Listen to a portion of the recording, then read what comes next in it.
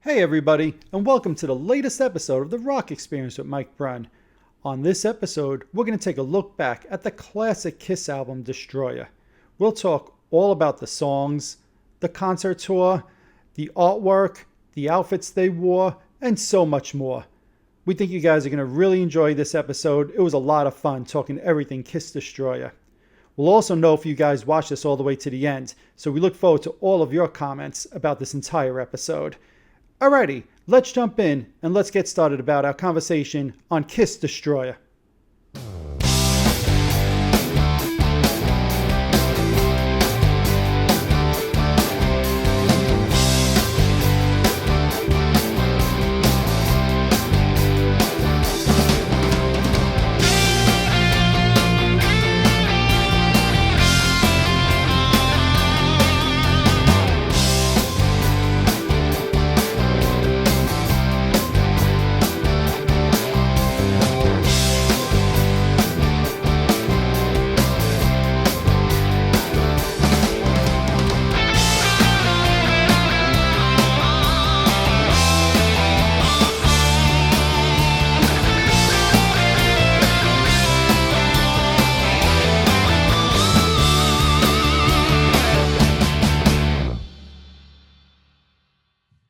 Hey everybody, welcome to the latest episode of the Rock Experience with Mike Brunn. On this episode, I'm excited to have back with me the chemist. I had to give that little pause there for anybody who's listening and not watching. They're like, ooh, who's with him? It's the chemist, Vincent LaRussa. How you doing, buddy? Good. I thought you were actually going to call me something different. I was like, uh-oh, what is this going to be? But, no, I'm staying as the chemist. We're sticking with the chemist. The chemist All is right. your official title, your official name that will not change. Okay. Okay. At least for this year, right? At least for this year, but I like Okay. it. I kind of like Okay. the name, so I think it's going to stick. And And I've seen other people, refer to me as that. So that's Exactly. great. In fact, I think when you record new albums in the future, you should just drop Yeah. your name and just put the chemist. That should be like your new name. In all actuality, it's a much better name. So yeah, it's probably a great idea. Brilliant People on will your remember part. you, right? Yeah. Yeah. Well, we wanted to get together today to chat about the Kiss album Destroyer, which is coming up now on its 45th anniversary. Which when I read that, I'm like, holy crap! I can't believe that album's 45 years old. And what else is an anniversary of 45 years? Gee, you're putting me on the spot. I don't know. Oh, our friendship. I was like, wow. How many times have I busted your chops on that one? Okay. No, I'm thinking you mean like another album or something like that. Yeah. What other album? Actually, I think we're probably going on 46 in the summer, probably something like that. Probably. But No. do you remember the first time you got Destroyer? Was it when like I came to your house and we became friends for the first time? Did I come over with Kiss Destroyer saying, "Ooh, look"? I'm trying to remember the first. I probably, I think my first memories of a Kiss record and you were two things. Probably Kiss Alive 2, which I know you recently posted in a picture of you in your room, and it was kind of sitting on the side. Yeah. And of course, I always tell the story of our lunchroom and you singing Tomorrow and Tonight and you playing the drums on your chest. Yeah.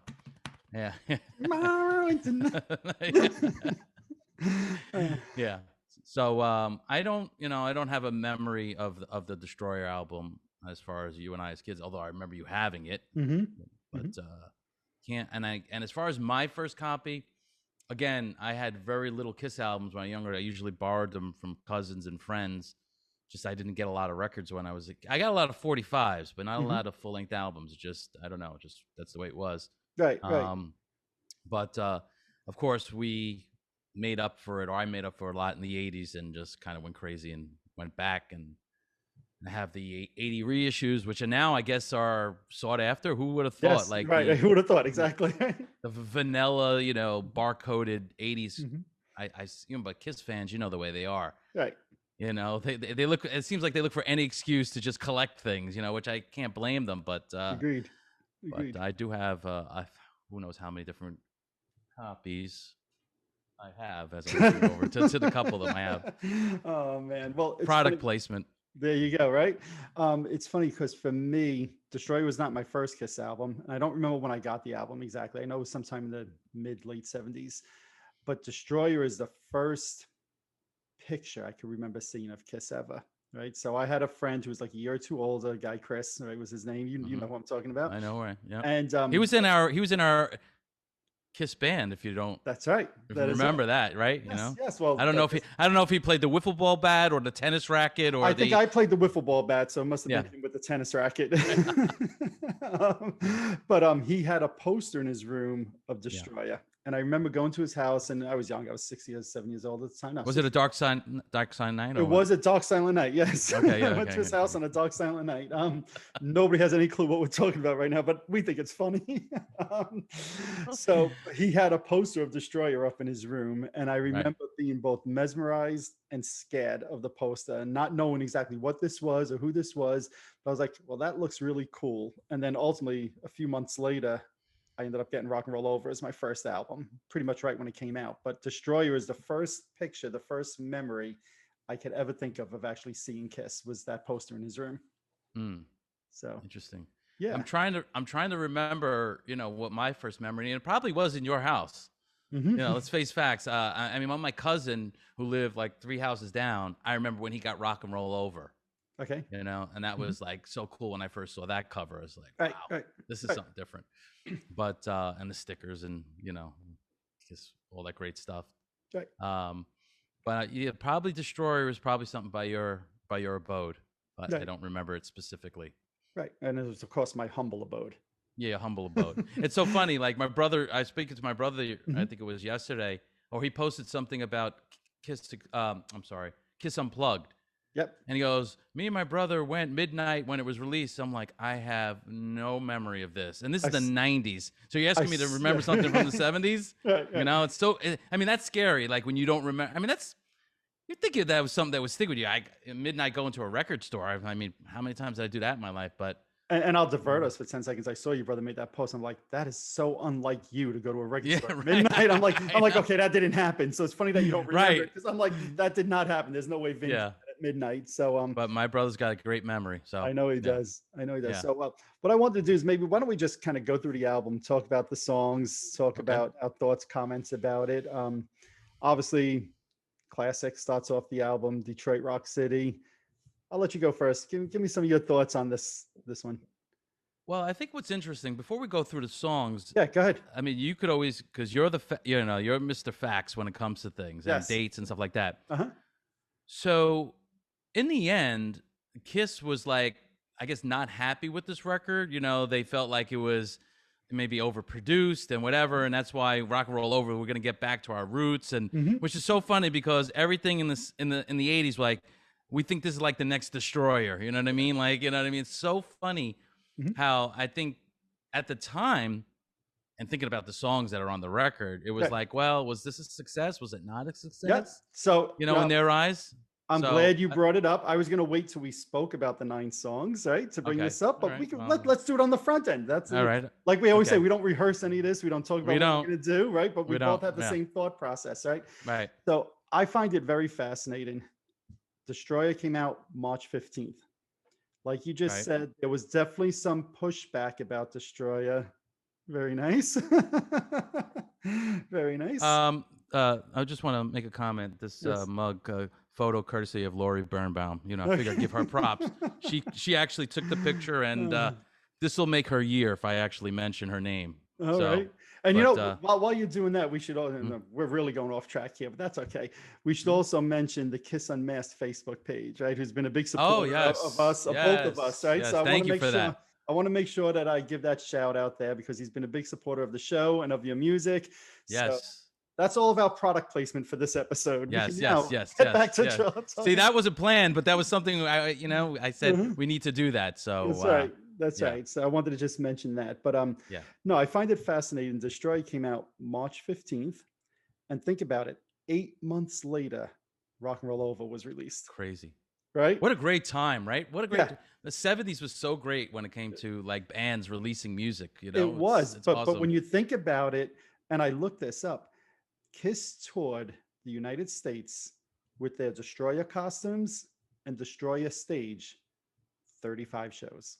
Wow. I didn't know that. That's like, imagine like having the opportunity to go back in time in that DeLorean and see that show. I mean, Right. talk about shows to see. I mean, Yes. that I always think about that Winterland show that Yep. we've, you know, Yep. I mean, to me, it's like one of the best live Kiss shows, you know, hungry, energetic, you know. Agreed. I know Agreed. we're still going off the rails here, but you know. No, this is all good stuff. Yeah. This kind of puts you in that March 76 time frame now. Yeah. And Kiss did do, I think it was like 15 or so shows in the United States in April when the album had just first come out. Then they went overseas for the first time to Europe, and they did like a month in Europe. What's interesting about those shows, they were in their live outfits for all of those shows. You know, so if you ever find photos, and there's even some video footage of them in May of 76 in Europe, they're in there. And there's a video, it's so cool, of them doing Detroit Rock City wearing their live outfits. Wow. It was only when they came back in July that the outfits were finally finished and ready, even though they had done photo shoots in them, but that's when they started using them. And it just blows my mind that, like you said, Destroyer is the album everybody now talks about. Stanley, every album in the 80s, this is the next Destroyer, the next Destroyer. Yeah. But in terms of touring and promoting, yeah, it was over like that. Yeah. It was over. And I remember reading once in a magazine, and I wish I could find this. Anybody watching, if you could find this, please let me know what magazine it is.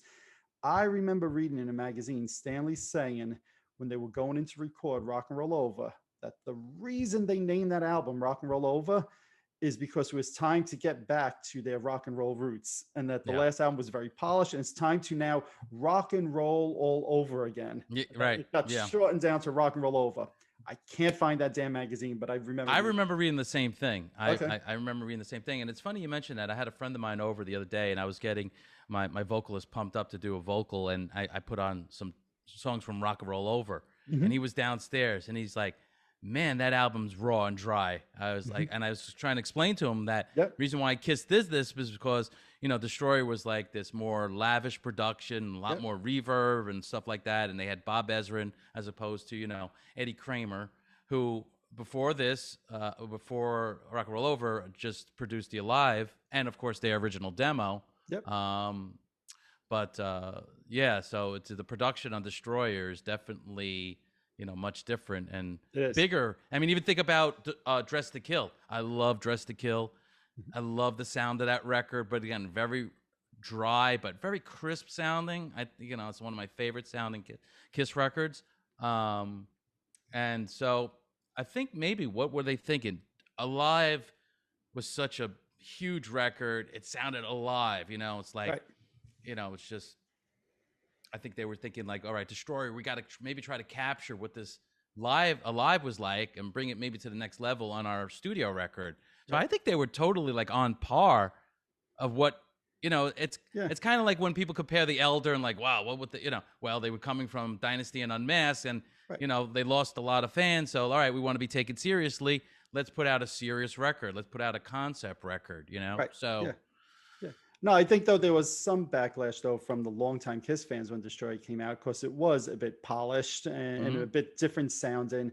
And just to kind of continue with some of those facts and some of the timeline things, right? Because I always found this interesting. Think about it. In October, Halloween, they're on the Paul Lynde special. Right. And now at that point, they do on Paul Lynde, they do Detroit Rock City, King of the Nighttime World, and Beth. Right. Right. But Rock and Roll Over is 11 days from being released at that point. And there's not single. And Hard Luck Woman was being released as a single the next day. Wow. So it tells me like during the time right now for Kiss, there was like confusion going on. I think it's like, you know, we know Destroyer had stalled. There was some backlash. They go back in, they record Rock and Roll Over, a little raw, a little bit more back to their rock and roll roots. But all of a sudden, Beth starts to take off as a single.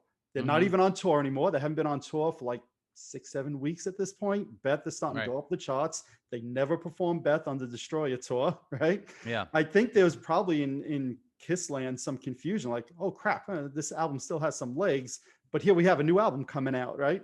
And they're on TV still promoting the album that they're not even on the road for anymore. Right. You know, I just always found that fascinating. And Beth actually didn't peak until January of 77 on the Billboard charts.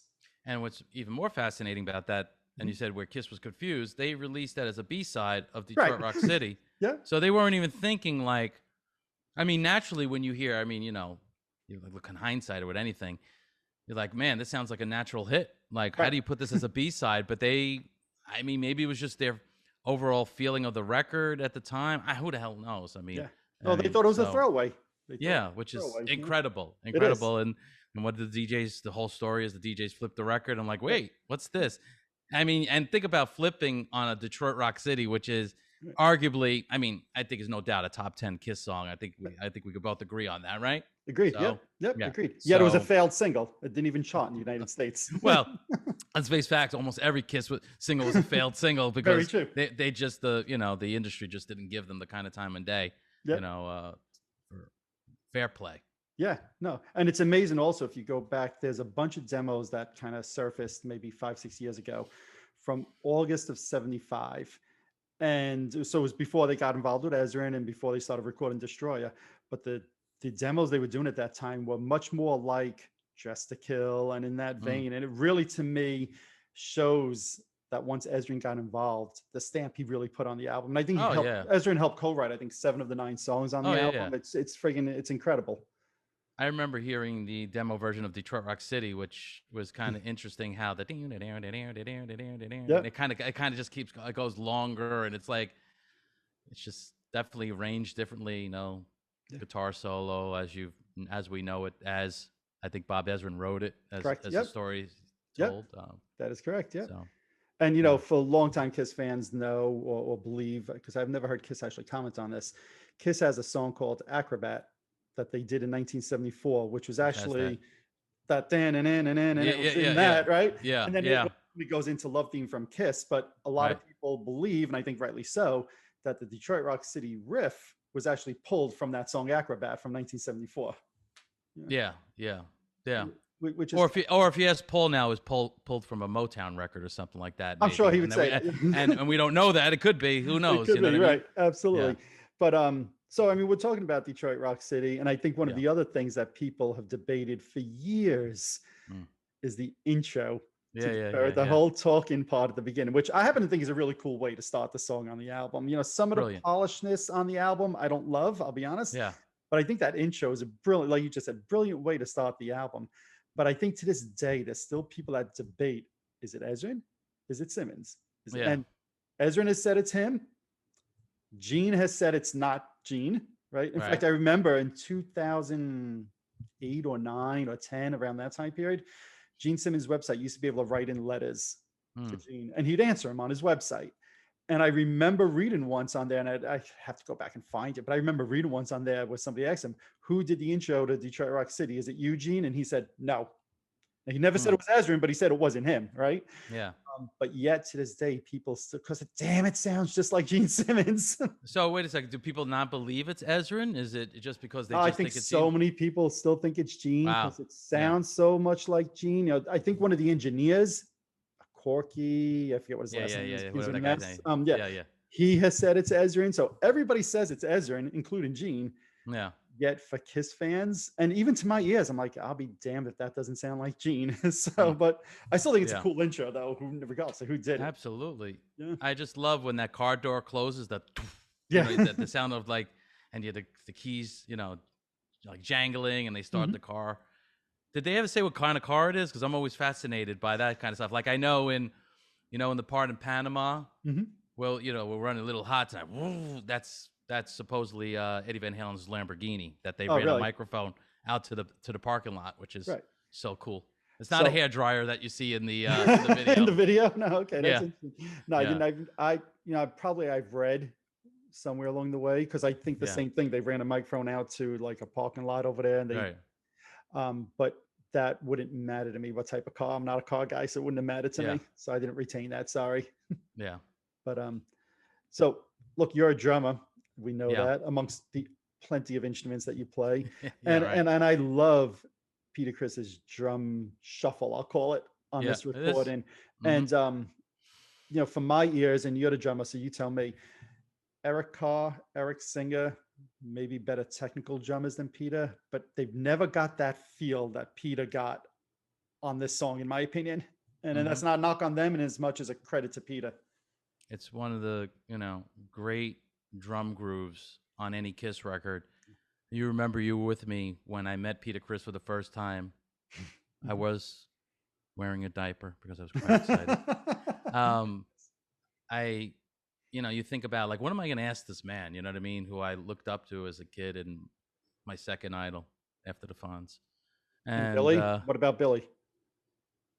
Billy Idol? No, he was never a fan of mine. Okay. Or an idol of mine, I should say. A fan of mine. Maybe he isn't. I don't know it. Maybe. You tell it's Sunday morning. I asked him about that. I asked him about. I said, "What can I pique his interest in asking him?" Because everybody's, "Oh, you're my," everyone's going to say, "Oh, you're my idol." I mean, how many times has he heard that? And I don't take anything away from anybody saying that, but I wanted to get him interested so that he would talk to me. So I asked him about that, and he's like, "Oh, it's a drum shuffle, and I worked my ass off, and Bob, to his credit, he kicked my ass during that song, and sweat and the blood, sweat and tears over that, and the fighting going back and forth, but he wanted it perfected, and yeah, it's just, even when I was playing it in the 80s, I was always doing the Eric Carr version, the double bass. I always thought, like, how did Peter Criss do this with one foot, but didn't understand the mechanics of the beat? Okay. It wasn't really so much, it's doing ghost notes on the snare and the kick drum that was given that illusion of like a double bass thing. It really wasn't a double bass thing. But, as with Eric Carr, what he did in the Cold Gin and a lot of songs, he kind of added his own thing to it, which was great and cool. Right. But yeah, you're right. Like, most drummers don't really capture that feel of that tune. And I've seen live footage of Kiss doing it, and Peter Criss is doing it at like a super speed. You know what I mean? He didn't even water it down. Like, he still played the same groove, but even faster, to his credit. But yeah, just the production, ba-down. You could hear the pianos, ba-down. All of a sudden, you're thinking, all right, other than what was the song? Was it Kissin' Time that had the piano? Or no, Got Nothing to Lose. Nothing to Lose. Up until that, I don't know what other Kiss song had a piano on it. I know Forward, a couple albums. You got Christine 16. Right. And maybe some other tunes, but maybe that's the first time you were actually hearing a piano on a Kiss tune, other than Nothing to Lose. No, that's a great point. That there was Ezrin right there with the production and sound. Right. And yeah, just one of the greatest Kiss songs, and guitar solo and everything. This not a weak spot. And of course, and I think from what I understand, Ezrin wrote this, the classic bass line. Supposedly that was Ezrin's lick. You know, I think I read that Gene said that it was actually Ezrin who came up with that. I seem to recall that as well. Somebody can maybe confirm that, but I know Ezrin definitely wrote the guitar solo. I know that's all Ezrin. But I seem to recall the bass lick was him also. I do want to say one thing. So I just complimented the Peter Criss drum beat, right? And said no other drummer's ever been able to play it the way he did. But for my money, my favorite version of Detroit. For my money. Well, I see what you did there. I see. You said I let the "You Matter to Me." What matters to me? You said I let that one slip, but I wasn't going to let this one go. Let's see how many Kiss references could I throw into one paragraph. No, but to me, I always loved the version they did on the Unmasked tour of Detroit Rock City, and I love the way Paul sings that. Paul brought that back. We saw that on Kiss Exposed was the first time I remember seeing that. Yeah, exactly. Yeah. And in the 80s, I had the Inner Sanctum bootleg. Yeah, that was the first I remember seeing it. But around, I think it was 2003, 4. When they toured with Aerosmith, whenever that was, right. Stanley started singing it like that again a little bit on that tour. But I just always loved that version. So it's not about the drum beat itself, but just the way Paul sang it on the Unmasked tour. Yeah, I love that version. Absolutely love that. And what's the best part of that version? Let's see if you remember. I'm gonna guess there's some bass slides in there. Don't you remember Gene? He put the double slide in. Yes. That's how could you forget that? A double bass slide. How could I do remember that. The interesting thing about this song to me, we were talking the intro. Obviously, the song is called Detroit Rock City. And Stanley has said over the years that this car accident that he wrote about actually never happened in Detroit. He claims it happened in Charlotte, North Carolina. I think it's pretty cool. There's a book that came out about Destroyer a few years ago, and the author really tried to dig deep into what car accident was this? When did this happen? They couldn't find anything that happened in Charlotte in 75, but they found a car accident from a guy who was, they don't know, he seemed like he was a Kiss fan. They don't know if he was at a Kiss show in 74, but 2 days later, he was in a car accident and was in Fayetteville, North Carolina. So I was like, that could be. So I don't think they've ever actually verified what car accident this is based off of, not to get morbid here or whatever, but I've always wondered, was that a true story? They can't confirm it. It would be interesting to find out for sure if that was the car accident or not. Yeah. But I don't know. The last thing I'll say about Detroit Rock City, then we can move on. See what I did there again? Yeah. Now you got me thinking every time I say something. Like we just said, the song was about Detroit, but there's a line in there where Paul sings, and there's been a lot of debate about this, moving fast down 95. Or is he saying down 95 or doing 95? And Ezrin has said, he did say down 95, which is I-95 on the East Coast, nowhere near Detroit. And I think on Resurrected, they did change somehow the wording on that to make it say down 90, moving fast, doing 95. See, to me, it doesn't. Well, I guess it could depend on it. That sounds like a sports car or fast car. Right. Now he says hits, and then he says hits Next, top speed, but still move. 95 would not be a top speed on any sports car, of its time, Maybe if he was driving, a Chevy Chevette, not Corvette, I think that car maxed out about 50 miles an hour. I think there were go-karts that beat that car in a race, but anyways, yeah. Go-karts. That's great.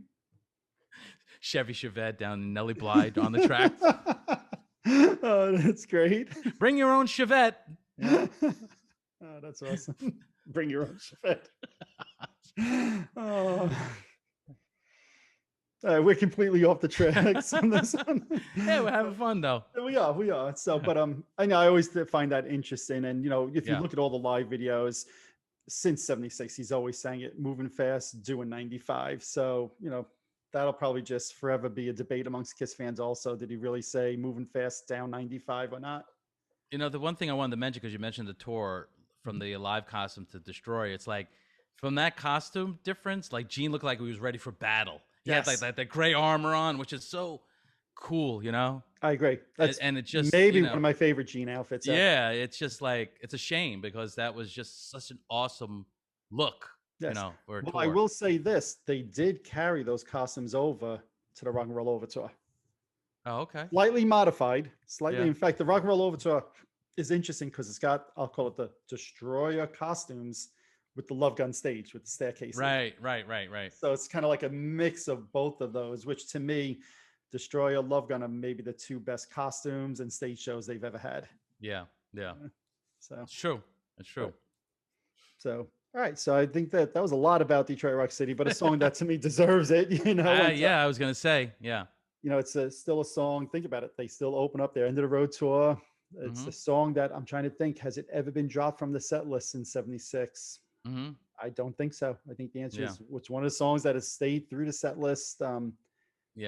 Every tour in the 80s. So, and deservedly so. But that led into the next song. I love the whole ending of the car crash sound. And going into the King of the Nighttime World and the opening note, and how they blend together. So, what do you think? We just learned a few years ago, King of the Nighttime World technically is a cover. So, but what are your thoughts on that? Yeah. I mean, I think it's again, when you hear King of the Nighttime World, think about, take yourself back to that time. Does it remind you of any other Kiss song? No, you know what I mean? Totally original for Kiss, right? And what I like is like when Paul starts singing, you hear the drums with that open hi-hat, and you kind of have where you don't even hear any bass. It's just the guitar. And then when the King of the Night, and he's doing a little whatever on the snare. You think I should be able to explain what that is, but right now I can't. You can't. Yeah. But it's just such an awesome, again, Peter Criss, I don't know. It's just like, he just doesn't get credit as I think he should. Now, whether Ezrin helped him through a lot of ideas, he still played the ideas, just so cool how he goes from that straight groove, in the verses, then King of the Nighttime World, where he's doing like almost like this marching thing on the snare. It's just a really, really cool feel and change, you know? Yeah. So, I'm glad you're bringing that up because to me, I mentioned it's a cover, right? And the Hollywood yeah. Stars originally demoed it. It was never released in the 70s, but they demoed it. But the drum beat was very different on the Mm, demo. And to yeah. me, it's even though this is a cover tune, I identify this as a Kiss song, Well, that's the thing. If you're going to cover a tune or whatever, or, there are demos that are out there and producers bring in it, if you make it your own, it's almost like you don't technically, well, sometimes you get a songwriting credit if you change a line, if there's a Right. lyric thing, or maybe there's a musical change, you know, um, but it kind of becomes their own Right. in a And way. Stanley does get a songwriting credit on this, which is Yeah. why So, so many people didn't know it was a cover. yeah. Yeah. What he wrote or changed, I'm not 100% positive. It's, Well, you have God gave rock and roll to you. I mean, they were Mhm. brilliant. I mean, the lyric changes that they made were great. Let's Right. face Agreed. facts. But I think part of their mindset is like, hey, how do we get a piece of the song pie? We're Right. not going to give it all to Rod Argent. You know what I mean? Right. Let's get, it's going to Yeah. be in a movie. It's going to be, like, and to Kiss's credit, they did an awesome job. One of the great Kiss songs, and again, a cover, but they kind of made it their own. Yeah. And I don't So want to hear Paul Stanley and Gene Simmons singing about stepping on snails and climbing trees. So yeah, I'm yeah, glad yeah, they changed the exactly. lyrics. Yeah, exactly. But So yeah, look, to me, King of the Night. is that really what the lyrics about? I think so. I think if you go back and look at the original lyrics, they literally Wow. say you have to go back check it, but I'm pretty certain that there's lines And in there. and So and isn't there a connection to Bob Ezrin with that song? Right? Didn't he produce that? I um, think wasn't that written yes, around, or not written for the Revenge era? They Revenge, did yeah. that. So and Yeah. we know Ezra, and yeah, Yeah. you see, there's a connection. We're not totally off on complete No, unnecessary tangents. no, not at Yeah. all. For me, I actually King of the Nighttime World is one of the songs I wish Kiss would bring back for their end of the road tour. Mm, They yeah. did it on the reunion tour. They did it when I saw them on Psycho Circus. I really haven't seen them do it since. One Not on the tour, cruises. Not on the cruises. uh, Because you've been to 85 of them. no, I don't think they've ever done it on any cruise that I can remember. Wow. No, That's interesting. no, They never did like a destroyer theme. no. Surprisingly, right? No, Yeah, because that seems like an obvious one, but okay. right. No, they never have. I believe it was like 2015 or 16 for like the first 4 or 5 shows on that tour. They actually were opening up a King of the Nighttime World, and they were coming down from the ceiling. Yeah. I think it was during when they had the Spider stage, and they did King of the Nighttime World the first 4 or 5 shows. And oddly, they weren't even doing Love Gun those shows, right? Mm, So I thought that was kind of cool, mixing it yeah. up a little bit. Yeah. And then after 4 or 5 shows, they dropped it down on Detroit Rock City. Love Gun added back to the set list, and that was the end. I think that's the last time they ever performed the song, but I think it's a good song. I like it. Yeah. Yeah. So do I. Cool. God of Thunder, the Gene signature song. Yeah. I don't think you're a huge fan of this one, right? Well, all right. Let's backtrack a little bit. And I mean, definitely in the '80s, I was like, I made those cassettes. You remember, like there was that low budget volume 1, and it was only one volume, and mostly what it was all Gene songs, all the terrible Gene songs. And when I went back and I saw it on there, I was like, really? There was a bunch of songs on there that I was just like, all right, I'm glad with time, I've kind of maybe matured or whatever. I had to change of heart. Yeah, I mean, look, I obviously recognize it as being a classic, and live it's awesome and stuff like that. It just never really, really, really did it for me. Like, you know what I mean? Obviously I see its merit. It's got a great chorus and everything like that. I just feel like it plods, it's like that plum, plum, plum. But again, Peter Criss played totally for the song. It's an awesome kind of simple groove, but definitely not one of my favorites. It wouldn't make my top 30 Kiss songs. So like, is God of Thunder to Vincent what Cold Gin is to me? Maybe. Yeah, that's a good way to look at it. That's a good way to look at it. So I'm hearing this, and what do I always say about Cold Gin? I'm always like, it's boring. It's boring. It just it's boring. plods along. Yeah. And that's what I'm hearing you say. This is for you a little boring. That being said, it wasn't that many months ago that I was just noodling one night, and I posted a couple of, I don't know, Kiss things. I was just messing around the guitar, and I was playing the lick to God of Thunder to the record. So, I mean, it's great to play. It's fun to play. I love that riff. And ironically, Paul wrote it, and originally it's like, it's like this up-tempo like a thing. disco type thing. Yeah, and it's so funny. It's like people associate that song like Gene's the God of Thunder, you know what I mean? But it was really Paul's brainchild, not Gene's. And But it fits to be Paul. Yeah, I mean, and it's Gene. one of the few songs on the album that has no other co-writes from anybody else. It's straight up 100% Paul co-write, Paul writing.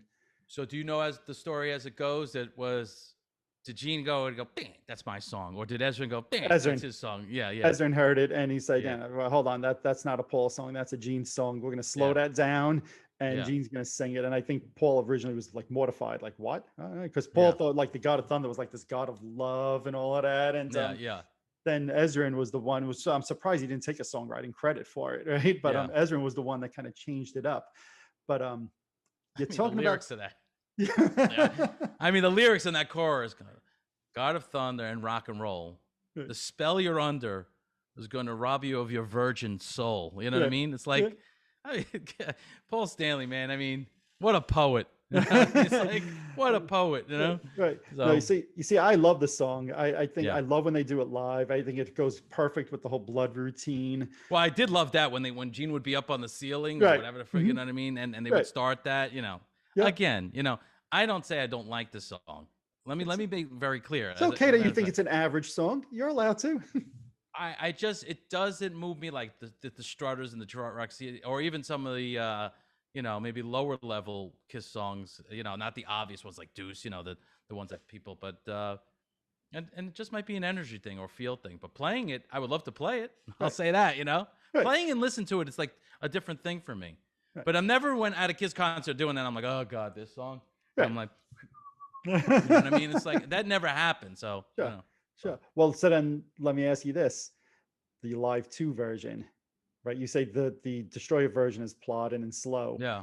Live 2 is like God of Thunder on steroids. What do you think of that? Then it doesn't really feel like the God of Thunder. Agreed. You know what I mean? It's Agreed. Like, it's like, you know, so, you know, that doesn't make it any better. It actually kind of makes it worse in a way. You know what I mean? Because this is not God of Thunder. Well, you know, God of Thunder. Did I put it on 45 speed? Am I got that right? Yeah, exactly. You know, what I mean? You know, but I agree. Interesting. You know, last thing I'll say. And I wonder if they did that because they felt that way. I mean, I know live, a lot of things always are faster, but was that done on purpose? Did they say, you know what, it's too plodding. It's like, you know, it's a live thing. Let's make it feel more energetic. You know, who knows? Yeah. Because it wasn't the 80s yet when they kind of like, you know. That's what I was going to say. You know, so many people give Eric Carr grief and Kiss grief for the tempos of the songs in the 80s.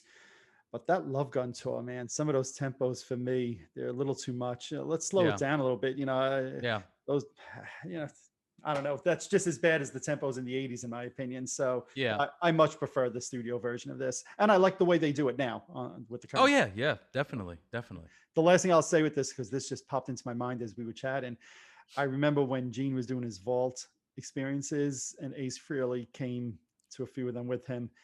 And on one of them, they were just, you know, noodling on their acoustic guitars. And you should check it out online. To me, it's a funny clip.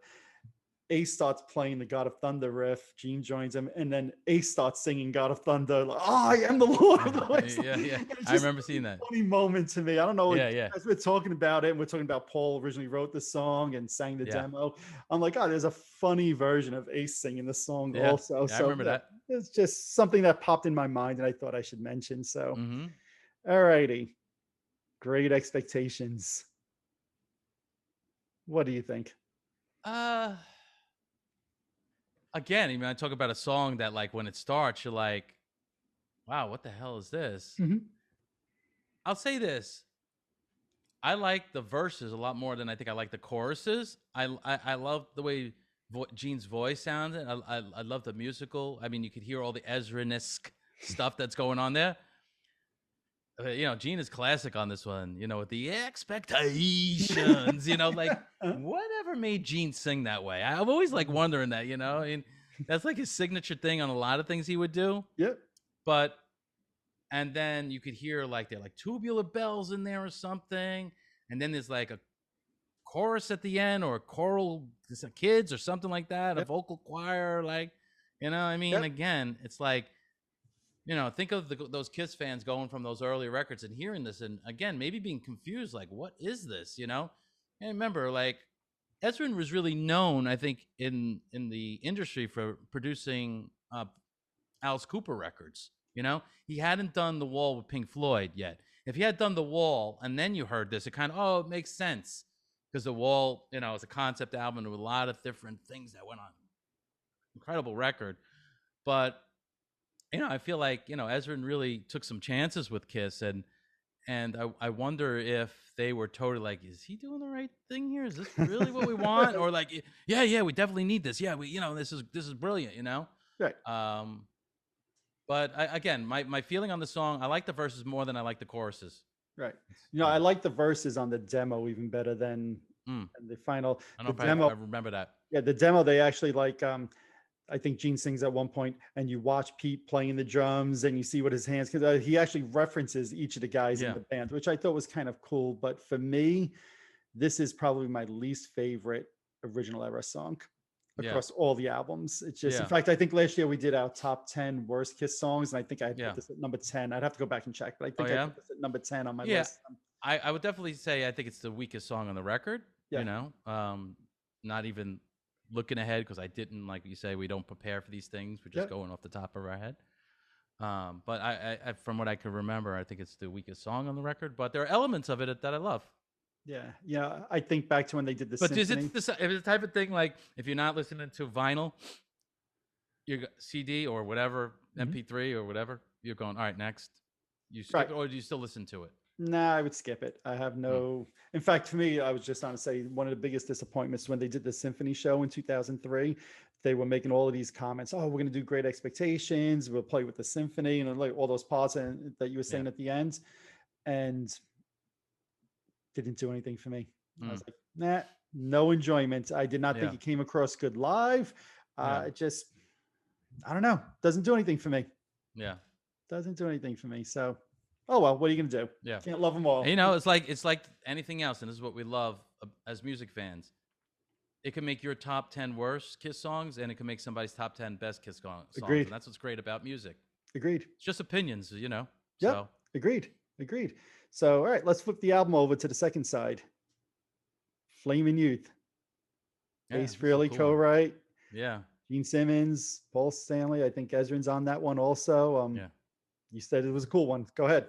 Yeah, what I love about that, in the middle or towards the end, when it comes down with the flame, and you got that like carnival. I mean, again, that had to be Bob. That's Bob Ezrin's stamp all over that. Absolutely. I love when they go higher, boom, like that whole riff. I don't know who wrote it, but maybe it's Ace. Maybe that's Ace's part. So the riff started as a demo called Mad Dog, which was a Gene song, and it's slow and plodding, and that demo I think is bad. Does nothing for me. The fact that they took that and they changed it into Flamin' Youth, to me, is a great testament to the teamwork on that, right? I just said the 4 different songwriters on that, right? It's the teamwork on that, because I think Flamin' Youth is a cool song. And I think back to, you were asking about the Kruise before, if they ever did King of the Nighttime World. In 2015, I think it was, Kiss Cruise 5, they were doing an electric sail away show that year, which was, I think, the first time, if I have my timeline right, it was the first time they were doing an electric sail away show. And they come out and we don't know what to expect. And the first song they did was Flamin' Youth. And I'm like, this is freaking cool, right? Because I had never seen them play it before. They didn't do it all that much on the Destroyer tour, and then they dropped it right after that. And they actually kept it for the tour the following year in 2016. They played it a lot on that tour. And I just think it was a great song. And it was the first single on the album, which most people don't remember or realize. And, the single didn't do all that well, but I think it's a great song. I love it. I think it's a really good song. I agree. I was saying about the Ace Frehley, because what he actually contributed to the song, you don't know that. I was talking about, but I was saying that, does that riff that's after the chorus, is that in Mad Dog? That's not in Mad Dog. I don't think it is. That's what I'm figuring. Right. Maybe Mad Dog is just a dan, dan, dan, dan, dan. I know I sound probably more like Satisfaction, the way I'm so out of tune humming these things. And I'm trying to remember too. But bottom line, I'm curious what Ace's part in that song was. Right. I know I've read it. This is one of the things that just over the years, I retain a lot. This one escapes me. I'm sure when people watch this, going to be like, "Hey, Right you in the jerks!" comments. Yeah, "Hey, you jerks!" This is what Ace Yeah. Frehley did, you know, Yeah. and No, I'll they be don't like, have it. "Oh yeah, that's right." You know, no, I have to call us jerks. I mean, Yeah. we're providing I think a nice service for people. You know what I mean? Well, they call me a jerk, Jerks. not you. Well, and even that you're not gonna accept. But anyway. Anyway, Yeah. so all right, let's move to the next song then. Sweet Pain, or as Gene would say, Sweet Pain. No, the best part of that song is I actually like that. yeah, it's great. As weird as it well, is. first of all, the that guitar. I mean, that's just a cool part. It is. And psh, you know, it comes in and Gene doing that thing. It's just like, and Peter Criss has a lot of cool fills in the verses of this tune. Yep. And he does them at unexpected spots too, which is awesome. Yep. But yeah, and I don't know who's doing the female background parts, because you clearly hear them on the choruses. Yeah, I'm sure it's again, that's probably another one that just escapes me. Yeah. Don't really know. But you're talking about Peter Criss's drumming, the background vocals. Kiss fans know this is the first time Ace was replaced on a Kiss album, Right, where it became public knowledge afterwards. Guitar player with Dick Wagner. Right. Alice Cooper, right? He worked with Bob Ezrin, worked with Alice Cooper. Yep. So, you know, when they did the Resurrected album, they released the version with Ace's solo in it. And to me, Ace's solo was fine. I don't know why they felt the need to take Ace's solo out, put Wagner's in. But, you know, I think even Ezrin says, he looks back and says, that was a mistake. I probably should have just left Ace's solo as is. But it's the first time on vinyl that you start to see some of those cracks in the Kiss camp, you know? What is the background singers bothering you? No, just because you mentioned the Kiss Resurrector. Yes, there you are. There you go. Nice. Did you open that? Yes, I did, and I listened to it. I have a bunch of my copies here of different, my 70s copy, you know. Very good. Yep, I brought out my copy, but it's not my original from my childhood. But this is the one that I have, and you can see on the bottom they actually signed by Ken Kelly, right? And we'll talk about the artwork maybe when we're done with the songs. I'm curious to see what you think about the artwork. But you know, to me, Sweet Pain, kind of going back to that, I was thoroughly excited when they did it on the Cruise a couple of years ago. I thought it sounded great live. It's another one that, you know, I know not a ton of Kiss fans know this, but it was on one of their most popular albums. I wish Kiss would have mixed this in this set every now and then. Supposedly they did it the first night in '76 and then never again until the Kiss Cruise like 3-4 years ago. So that would have been nice. Yeah. But all righty. Next up, the second single on the album, Shout It Out Loud. Which, well, as we learned from Stanley, this does have influences from his R&B roots and Motown roots. As he would say, that's the Four Tops. That's right. When he says, like, you know, that's right. I can't. Come on, chair, stay. Oh, thank you. It's like rolling. I'm like, is this it's an automatic chair or something? Anyways. So what I love about Shout It Out Loud. Go ahead. Well, I was gonna say about Shout It Out Loud is that, you know, they wrote this anthem, Rock and Roll All Night, on the album before. Well, I'm not counting Alive, obviously. Right. Obviously, I think want to come up with another anthem of a song, right? It's hard. It's really hard. You know, Rock and Roll All Night obviously is going to be the #1 anthem that Kiss ever wrote, right? I don't think. I mean, I guess some people would argue, you know, maybe it's something else. I don't know. Maybe it's Boomerang, but it could. Boomerang's a close second. But Boomerang. I didn't know there was a Gregorian chant on that song. You know, my versions are always butchered. But yeah, you know, another talk about an anthemic song. And what's great about this tune? I know you're gonna say it. Tell me. Come on. Oh. What's great about What's one of the things that doesn't happen a lot in Kiss songs, but it happens in this Kiss song with the vocals? Oh, the back and forth between Paul and Gene. Yeah.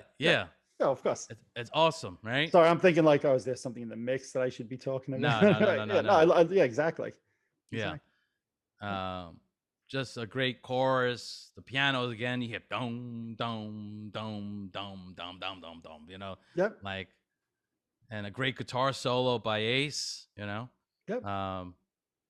yeah, just what a great Kiss song. I agree. It blows my mind that in the 80s, this song was dropped from the set list for most of the time. You know, Yeah, it's such a great anthem, like you said. yeah. It now is such a staple of the show since the 90s. I, I'm always stunned. They were doing it on the Creatures tour and then they dropped it. And I remember when you and I saw them at the Ritz in '88, this was one of the songs I was so excited that they were doing, because to me, it's just a great, fun song. It was a single on one of their most popular albums of all time, on Kiss Alive 2. I don't get it. But yet they didn't Yeah. put it on double platinum, right? It's not on there. I think you're right. Yeah. It's like, it's so weird, like Yeah. how they've kind of, I don't know, I'll say mishandled this song for a while during their career, you know? Yeah. Yeah. Well, I don't know. Maybe wasn't a lot of double platinum handled by what's his name, who worked with the band early on and was co-writer. Sean Delaney. Sean Delaney, yeah. Mm-hmm. Right? Yep. Wasn't he a big part of the He was produce or remixing and doing a lot of stuff for that record? Maybe I don't know who made the decision on picking songs. I don't know. I mean, I'm still waiting for Rock Bottom to fully play on that record. You know what I mean? Exactly. See Rock Bottom, I'm like, when does it start? You know? Right. It's just so odd. I remember as a kid thinking that. I'm like, where's the song? Yeah. You know? Yeah. You hear a little bit of it, but where's the song? Yeah. Well, one day we'll have to do an entire double platinum. Ooh, that'd be fun. Episode, because there's a lot of things I could talk about with that, both good and puzzling to me. But yeah. Good word. Yeah, you like that, huh? So bad. Right. But yeah, Shout Out Loud. I'm shocked they wasn't a staple all through the 80s. I know Detroit Rock City was, Cold Gin. I'm shocked Shout Out Loud wasn't. But yeah, I never thought of that, but that's a very good point. Yeah. So, alrighty. Next up, the ballad. Peter Criss's love song, Beth. Right. Yes. See how we're getting like in a different tone, a different mood. This is our romantic tone. This is our romantic tone. I don't want to be romantic with you. All right, so that's the end of that tone. Yeah. Let's switch. Okay. So think about listening to that record for the first time, and from the opening piano, hearing strings. Yep. Now you've definitely never heard anything like this on our Kiss record. Yep. You know? And as the story goes, this is a song that Peter Criss had with his band Lips. I was going to say Lips. Mm-hmm. And Beck. Penridge. Right. Was his? And it was called Sean? Beck at the time. Yep. Yeah, Beck. Yeah. Yep. And I've actually heard that where it's just him sound like playing like a bongo or some sort of thing, you know. Mm-hmm. Kind of interesting and cool. But yeah, I mean, every time I hear this song, it just still amazes me how great it is. Yeah. You know, it just even thinking about it now, I get a chill. You know, when Peter goes to that part, you know, and we just can't find the sound where his voice lifts there. You know, again, I got to figure that was a Bob Ezrin, you know, movement as far as vocal, and because even just a few more hours, if you hear the original demo, it's kind of parts of that you could hear, but you know, the whole arrangement obviously is all Bob Ezrin. You know, Bob played piano on that supposedly. Right. Probably played all the piano parts on the record. Let's face facts. Probably. Yeah. But what a great! I mean, just take away the vocal, and the piano got hooks all over it. If you had never had a vocal, it's just such a catchy melody. You know? No, it is. It is. Now, what did you think of Eric Carr doing it in the 80s and now Eric Singer doing it today?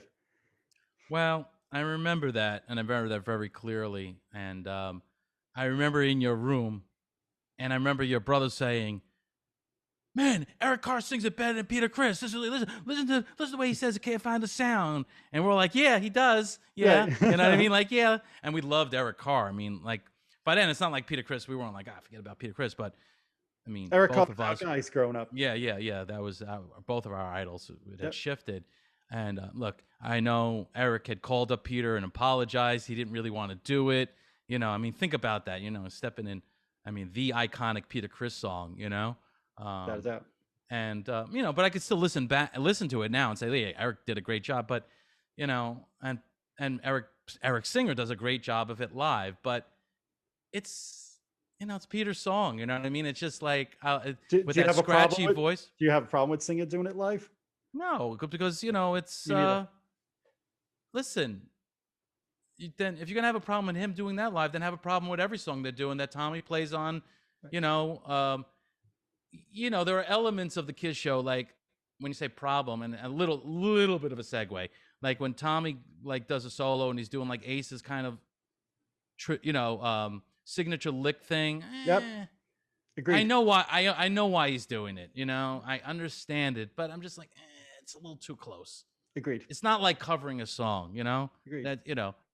No, but I understand what I they're love trying that to Kiss capture. is doing this. To me, it's a tip of the hat to Peter. Well, you know? I mean, the way they're doing it on this last tour is awesome, where the piano comes up from the. I mean, that's the only tour I know of. I mean, correct me if I'm wrong. You've been to 1,001 shows. It's the only tour that they brought out a piano, right? I mean, I know in the '80s they had Bruce on the keys, you know, and Reason to Live, and and they had the little Casio that was up on the stage. Yeah, and you had Gary Corbett on, and he used to play backstage, you know, but or side stage, or on the roof. I don't know where he's on the roof. That's great, on the roof. Got there. But you know, to me, I find it fascinating. We were talking about this at the start. Is that this song basically wasn't intended to be a hit, you know, and like you said, it's like Peter's signature song. But I was saying at the start of this song didn't even peak on the charts until Rock and Roll Over was already out for over a month. Yeah, it's just to me, that always still blows my mind when I think about that, you know. And the early childhood memory I have of this song, other than listening to it in my house or my room, is that like I'd be, 8 years old, and I'd be getting a haircut someplace, and they'd be listening, "This is Smooth Rock on W," and they'll think, "Ding." I was like, "Oh my God, they're playing Kiss!" Like this is the first time you get to hear Kiss on the radio, which was like a huge deal. I mean, you never really heard. I know in certain markets they would play Kiss and stuff like that, but for the most part, we grew up in New York. Kiss was not on the radio on a daily basis. Yeah. Except for maybe I Was Made for Loving You in that summer. I remember, and when that came on, I was like, "Wow, this is cool again." You know, I don't care if it's not Hooligan. It was cool again. No, I won't go to school again either. Okay, but to me, there was something about the softness of this, the piano. It's a ballad with the makeup, and there's just something that always was like, I don't know what to say. Just like felt like right. I don't know. I can't pinpoint it. It's just something. It's what they called unplanned brilliance. And what I mean by that is like Peter comes out from behind the drums. He has the flowers or the roses, whatever. He'd sit on the bar stool. There's the classic of the 4 classic Kiss posters. Yep. He's got the mic in his hand. Mm-hmm. That was when he was doing Beth, right? Yes. Absolutely. I mean, the fact that worked itself out, again, I don't think they said, "Well, we're going to write the song in the studio, and then we plan on having Peter come out and do the," I mean, so you just said it perfectly. Unintended brilliance. Yeah. And that's really like, to me, unplanned brilliance. Unplanned brilliance. Right. Sorry, unplanned brilliance.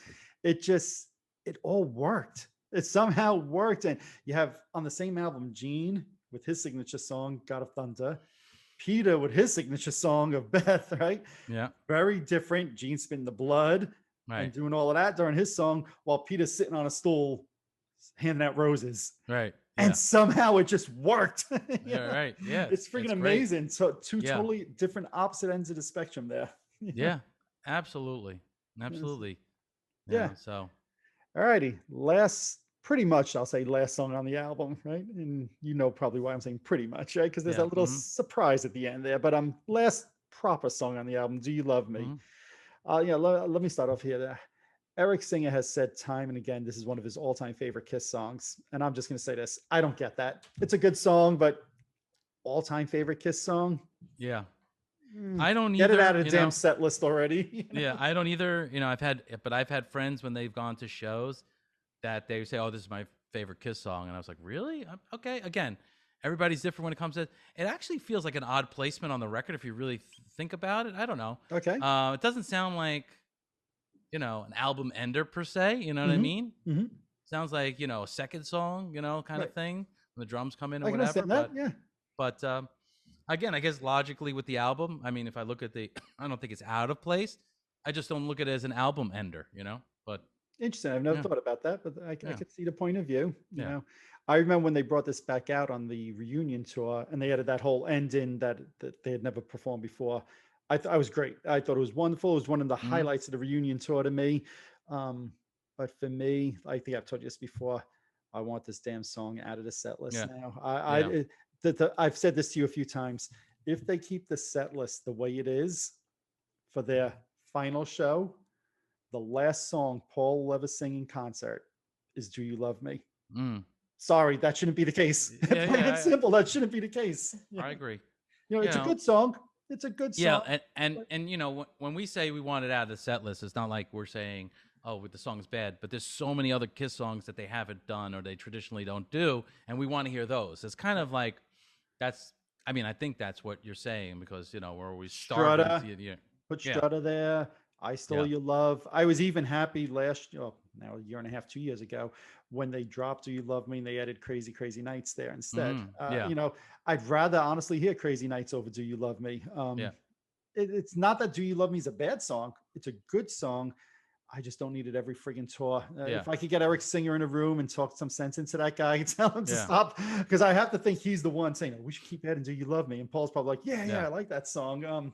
yeah. To me, there's so many better songs. Good song, not a great song. In fact, on this album, I'd rather hear them do King of the Nighttime World over Do You Love Me. You know, that's a fair point. That's a fair point. You know, so but yeah, don't mistake my comments. I do like the song. Yeah, I'm burnt out on it. Totally burnt out on it. Yeah. So there is that little surprise at the end, though, right? Yeah. People call it like Rock and Roll Party or something like that. What do you think of that? Now that's totally another Ezrin type of thing, right? Kind of bookmarking the album with the start, that radio broadcast and all of that, and the foreshadowing of what's going to go on in Detroit Rock City to the Rock and Roll Party ending. What did you think of that? I mean, do you know the story behind why that was put there? No, I've never heard a story of why it is. To me, I know this is not a concept album, right? I know that, but to me, I use the word bookmark purposely because it starts off with a kid going to a concert, gets in a car accident and dies, and then it ends with a rock and roll party, and it sounds like it's, you know, a little bit from a concert, a live concert, right? And to me, it was always. And you're hearing rock and roll all night, aren't you? Hearing rock and roll all night? Well, no, it's a mix of Great Expectations and Rock and Roll All Night, right? Right. Yeah. So, but to me, it was just the bookmarks of the kids going to the concert and then the end. And in my mind, it was always, now here's the concert. Yeah. We've gone through that whole journey. Yeah. I'm not saying that was the purpose, but in my mind, that's the way I've always listened to the album. Yeah. That's why I always thought it was cool at the end. Yeah, I think it's, I mean, again, I shouldn't say obviously Ezrin's idea, but you know, we don't know for sure. I'm sure it was, but yeah, it's just a cool ending. And again, something that you really, I'm trying to think, did we hear anything like that on the other Kiss record? The Elder. Well, I mean, before this. No, before this, no. Before, but the Elder ends with that doo, doo, doo, doo, doo, and the guy talking, right? Yeah. So Ezrin did that on that album as well. Yeah. So what's interesting when we were talking about, I mean, I briefly showed it, the Resurrected, and you know, we might want to just cite a couple of things because there's a couple of differences with something in Beth. What is there? There's I think they put more acoustic guitar, which is also Dick Wagner, by the way. Yeah, right. But I think they remixed that, put some more acoustic guitars in there.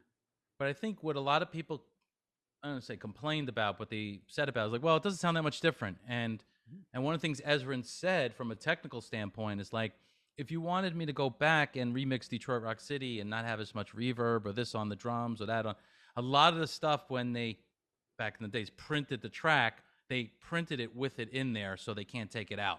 Right. You know, in today's day and age and digital, you don't have to do any of that stuff, but you had to make decisions on the spot, you know? And I remember when Smashes Thrashes came out, remember?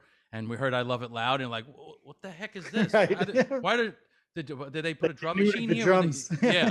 And they just probably turned off some room mics and they did certain things. And there was a lot of things on that remix, which was kind of cool. I remember, at the end of Love Gun, Yes. Yeah. and Right. And then then you they get had some keyboards. Right. they had keyboards, because Mhm. that was of its era. Yeah. But there are certain little things to here and there, that you hear in Resurrected, but it doesn't it's sounds so much sonically different because a lot of that stuff was kind of built into the tracks. But I still think it's a cool record and cool to listen to, Yeah. Yeah. I mean, I listened to it a few times. If I'm going to listen to Destroyer, though, I'm going to the original. That's of course. just, But now let me ask you this. So where would you place Destroyer? Right. So you said at the start of this, so true. Every Kiss album in the 80s, and even to some degree after that a little bit. Oh, this is our next Destroyer. It's a mix of Destroyer and fill in the blank, whatever else they wanted to compare it to, right? How do you rate Destroyer overall compared to the rest of the body of work? Well, it's as we're talking about this, and maybe because I did this a couple of days ago, I keep thinking about Rock and Roll Over. Obviously, it's what came after it. Yep. And the other day, again, not to repeat myself, but I played 3 songs on that record. I Want You, Calling Dr. Love, and Making Love. Okay. And I was like, man, these songs still sound so effing good. You know what I mean? And so then I think and then what else is on there? Take Me, right? Yep. Baby Love 'em, Leave 'em, Baby Driver. I'm like, it's the Speed, Hard Luck. You know what? Right off the top of my head, I think that's a better record than Detroit Rock City, than Destroyer. Right. Is there any one song that's better than Detroit Rock City or Shout It Out Loud because they're such, classic anthems or whatever? But as a body of work, I mean, you're asking me where I rate this, and I'm just quickly thinking about Rock and Roll Over, because everybody always says Destroyer, the record, the Kiss, whatever. But, maybe that's a conversation for another day, the whole Rock and Roll Over thing. But well, how do you compare it to the debut album? Destroyer? Destroyer to the debut, yeah. Oh, yeah. No, you know how I feel about the debut album. Right. I still think that's we did the debut versus Hotter Than Hell. Yeah, put the link in the thing so they could watch it again watch it for the first time. Yes, yeah. I will do that. Okay. No, I still think the first album is a better record. To me, there's nothing there that's ever going to change my mind about that with like the big 4 songs on that record. You know what I mean? But listen, it's a great album. It's one of the great Kiss records. You know what I mean? And, I don't have it off the top of my head, like my top 5 Kiss records. And just quickly thinking about it, it may be in there. I don't know. I would have to think about, well, Love Gun, what does that have on it? Right. Well, I'll say this, there's 9 songs on the album. I think 8 of them are very good to classic and phenomenal, right? So it's a solid album. For me, I think I put the debut, Hotter Than Hell, Rock and Roll Over. All 3 of those are on my list before Destroyer. And now here's where I get the eggs thrown at me. I might even consider Asylum. Lick It Up. Asylum. Lick It Up. Yeah. And Monster almost equal to Destroyer for me. All right. I think this ends the partnership. I told you I was going to get some eggs thrown at me. Officially severs the partnership. You and that damn monster. Or as we like to call it, Monster. All right. So, I could see the Lick It Up thing. I think Lick It Up is a great record. I didn't say those 2 are better, but they're. I know, but you're still throwing it in the ring. They're in the conversation for me. That's my next tier. As you would say so eloquently.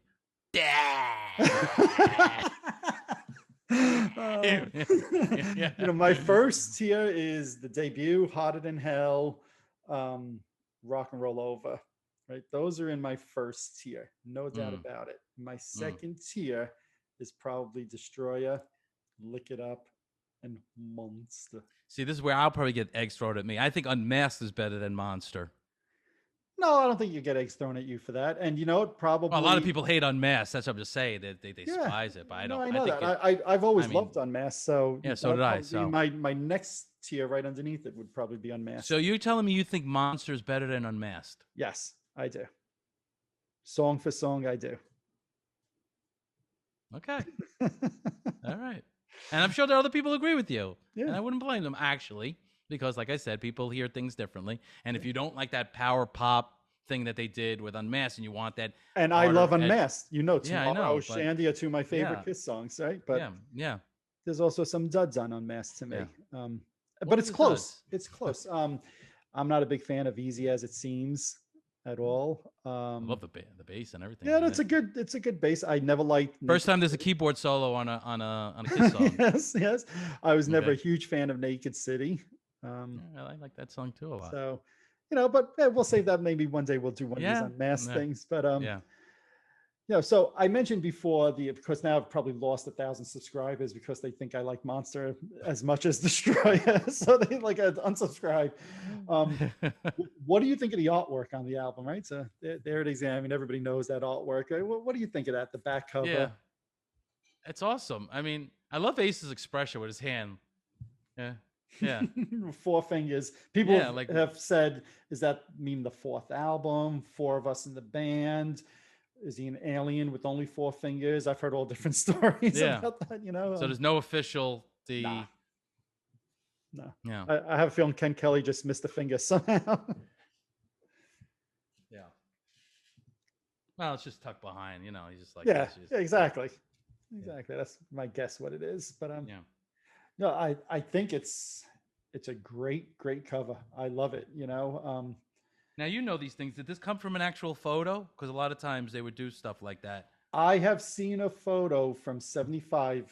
They call it like a white room photo session. Yeah. And yes, I think it was Paul and Peter and Gene in nearly these exact poses. Yeah, that's what I'm saying. So if I could find it while I'm showing this, when I post this, I'll throw a picture that I'm talking about in there. It is a bit uncanny. I kind of forgot about that photo exists, but I think, Ken Kelly did a great job with this. I think it's a great painting. I actually like this better than the original. I know if you go back to your Resurrected, that's the original painting. Yeah. Right. I happen to like the final painting better. Just my opinion. I know the other one was a little bit more like fire in the background, and the record company didn't like that and whatever. But to me, Ace's expression is totally different too. Yep. But to me, this is timeless. I think this is an incredible album cover. Probably not my favorite. I probably still go back to Rock and Roll Over, but this probably is my second favorite. Yeah. In terms of album covers, it's perfect. What I find interesting, we were talking about how classic Detroit Rock City is, right? You open up the sleeve, and inside, and Kiss fans know this, is the lyrics only to one song, and it's Detroit Rock City. Yeah. I always found that interesting because that was not the lead single on the album. Right. Like we said before, Flamin' Youth was, followed by Shout Out Loud, and they do mention Shout Out Loud on the other side. But I was always surprised that, now in hindsight, it totally makes sense. Detroit Rock City, they got the lyrics here, but well, also remember, Detroit Cobo Hall. Right. Kiss was probably most famous in that, Agreed. In those circles, and they were a big part of what made Kiss successful. So maybe it was like a kind of a little ode, or to Could Detroit be. And saying, hey, listen, we're gonna get back and. It probably. I think they had to know when they were playing that. I mean, think about when you're in that studio room and they're doing those final mixes and they're hearing that song.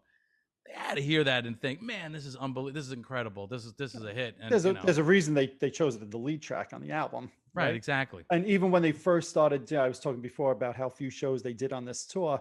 When they first started doing those American shows and even the European shows, Detroit Rock City was in the set list.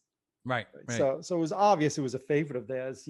I also wanted to mention, because you mentioned before the collectability of some of the records. The last album with the original Bogart label, which blue, they call the blue label, Bogart label. Yeah. I always loved that label. There's just something that's so classic about that. And Destroyer, it smells like the first album every time I see it. I don't know. It does. It really does. And Destroyer was the last album to have that label. So to me, that's then they converted over eventually. Right, to the Camel labels, and look. Or as I call it, the Village People label. The Village People label, and go watch the Kiss My Wax podcast for all the expertise on that. I'm not the expert that those guys are, but I just always thought that it was kind of cool, that album still had that label.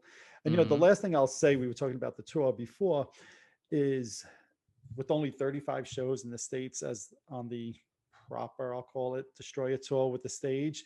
That Yeah. stage they had was the first time Kiss really like took it, you know, on a live and prior. The stage was somewhat bare. There's, Yeah, the speakers up there, candelabras the you had on candelabra, right. basically, yeah. But that was really it. The Yeah. Destroyer tour came, and Gene had his little castle area. There was an area of like looked like a moon where Ace Yeah. was, and they really took it to the next level. And that was really the start of like Big Kiss, I'll call it. Yeah. Where like, the Yeah. stage show really took off. And it's a shame to me that there's no great video from the Destroyer tour where you could see that stage. Even finding photos is hard.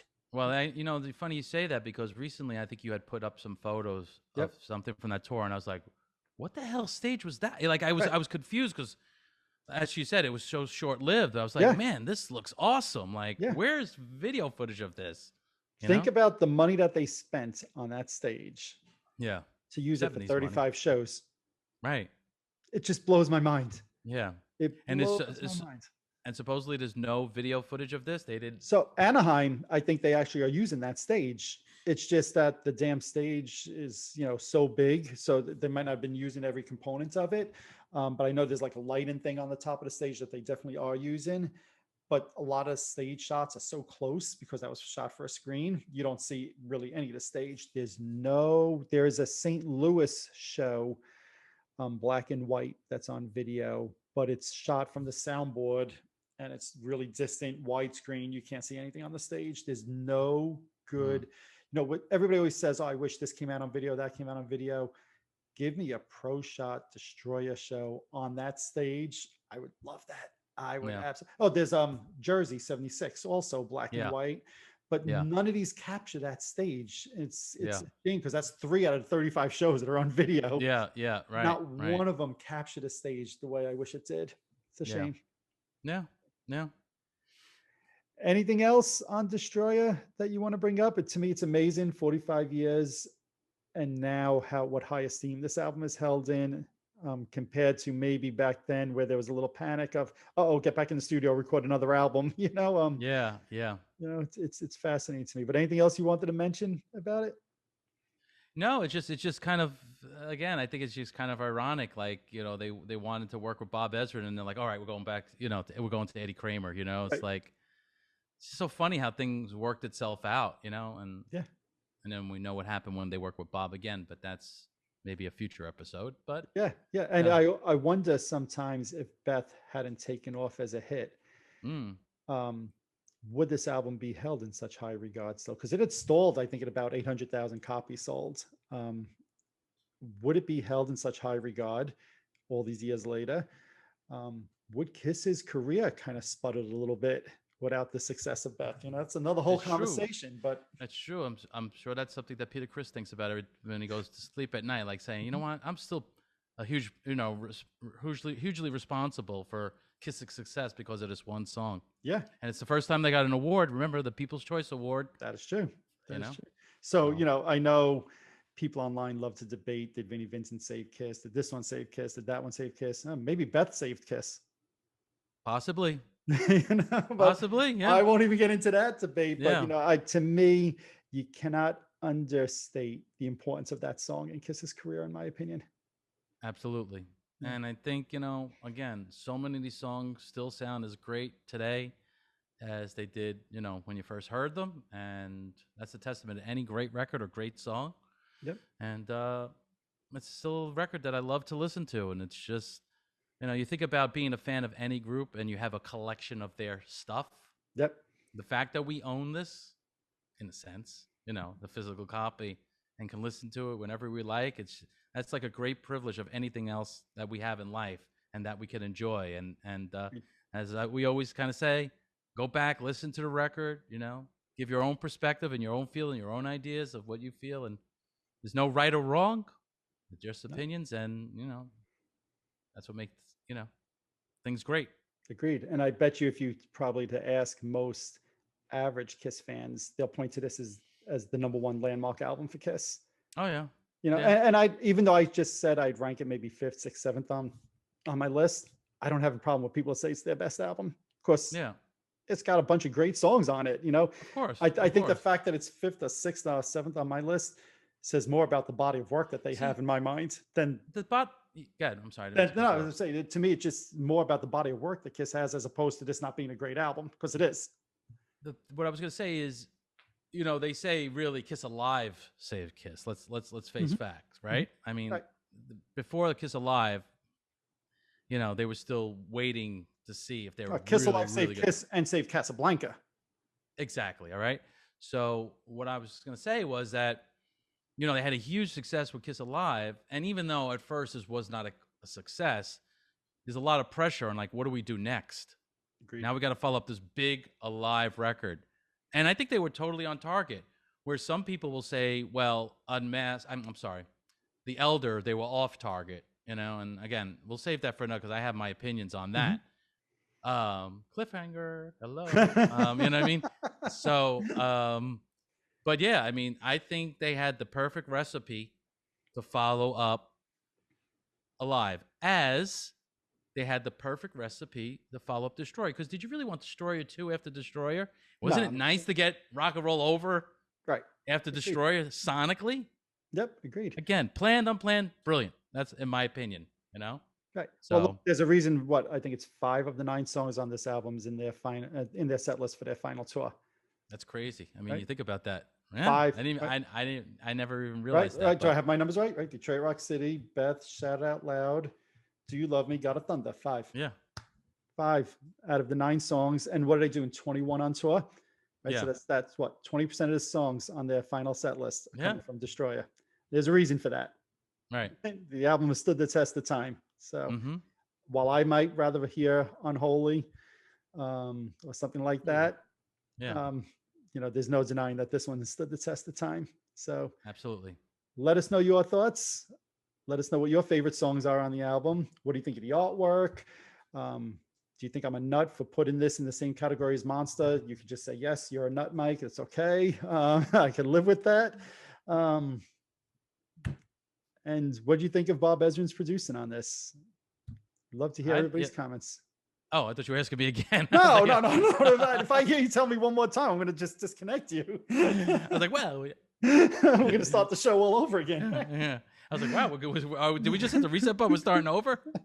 No, I look forward to seeing everybody's comments. Vin, thank you for joining me again on this one. This was good. And I look forward to the next album that we do. We keep saying we're going to do a non-Kiss album, and I've been on an Aerosmith. I've only thrown you out about 1,000 ideas of different things. Well, and I go, did you write that one down? Did I? I don't know. And meanwhile, I should be the one writing them down. I'm putting it. You probably should. You probably should. Yeah. But I've been on an Aerosmith kick lately, a 70s Aerosmith kick lately. Yes, I know. Perhaps setting the table. Hold on. Let me get the knife, the fork, the napkin. That's right. That's right. See what you're doing here. A little sneak preview. Maybe we'll have to do an Aerosmith episode on either all their 70s albums, some of them, one of them, whatever we decide. Well, you refused the Spice Girls, so I'll go with Aerosmith. I would do a Spice Girls episode. Don't let me. Just tell me what you want, what you really, really want. All right, and now, folks. On that note, we out of here. We need to talk after this one. That the fact that you know that song.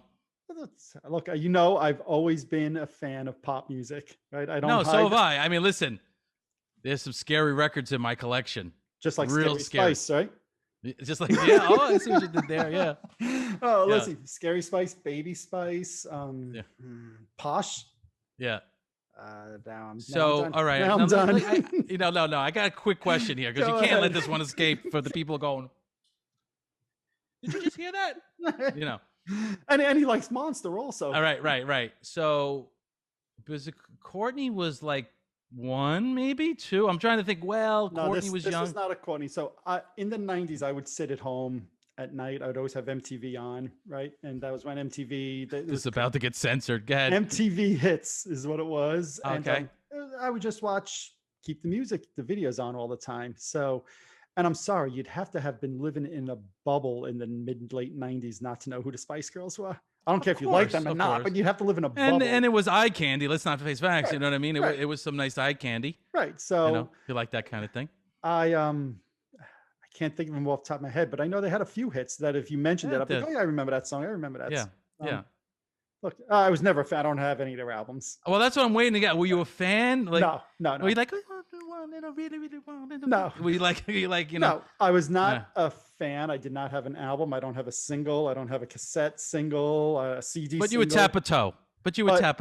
But that song was called Wannabe was the name of that song, right? And that was catchy. I had no problem admitting that. Did you hear what I said? I said you would tap a toe. Yes, I would tap a toe. I have no problem.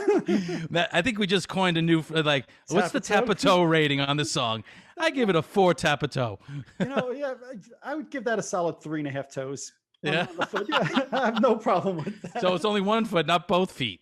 Yeah, no. Well, you're tapping 1 foot. I've never seen somebody tap both feet at the same time. Now you're stamping your feet, right? So this is if you're tapping 1 foot. It's a 3.5 toe tap. Yeah, I have no problem with admitting that. But and since we're completely off the rails now, the one that I did get wrong is when Courtney, my daughter, was born.